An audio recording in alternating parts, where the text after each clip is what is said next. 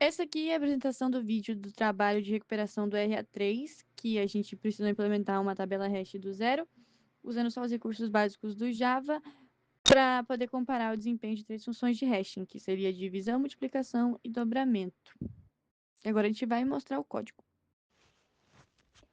Oi, professor, aqui é a Ana Carolina Afonso. Eu vou apresentar a primeira parte da implementação da tabela hash com encadeamento separado. Começando aqui pela estrutura de dados, né, conforme foi solicitado, a gente não usou nenhuma coleção pronta do Java, que nem a arraylist. E na classe nó, a gente implementou manualmente o nó da lista encadeada. Então, ele tem apenas a chave inteira e referência para o próximo nó, que está seguindo o modelo que foi apresentado no material de sala de aula. Aqui no começo da classe main, a gente define todas as constantes que a gente vai usar no código. Então, tem os 3 tamanhos de tabela, os 3 tamanhos de dataset e as seeds fixas. Para respeitar as restrições do Java básico, a gente evitou o uso de lente ou qualquer biblioteca complexa. Então, tudo é controlado por constantes estáticas, como a quantidade m, quantidade n, e laço de repetição, como o while simples. Quanto às funções de hashing, a gente implementou as 3 que foram solicitadas.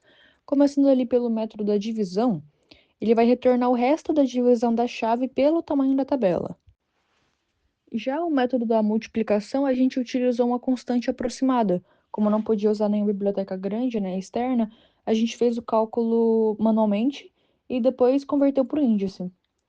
Já o método de dobramento, a gente implementou um laço que vai somar a chave em blocos de 3 dígitos da direita para a esquerda e vai garantir que todos os bits da chave influenciem no índice final.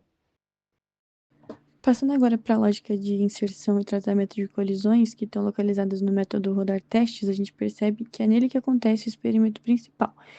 Inicialmente, o dataset ele é gerado de forma determinística, com a seed definida.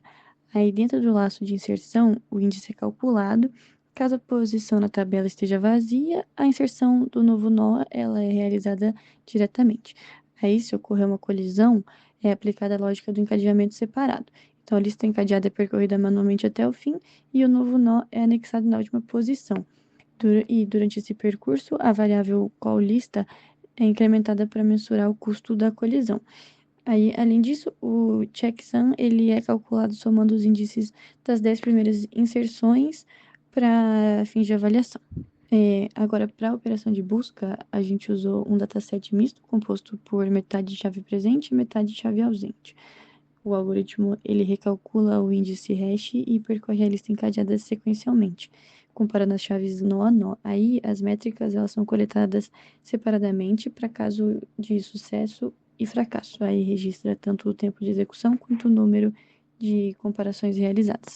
Executando o código, a gente observa em vermelho as linhas de autoria, que são impressas via system.r antes de cada teste, que garante a correção dos parâmetros utilizados. Aí em branco é apresentada a saída formatada como CSV, que contém todas as métricas do tempo, colisão nas tabelas, colisões na lista, enfim. E esses dados são utilizados para gerar os gráficos. Agora, vou passar a apresentação dos gráficos e das tabelas que a gente usou para fazer os gráficos.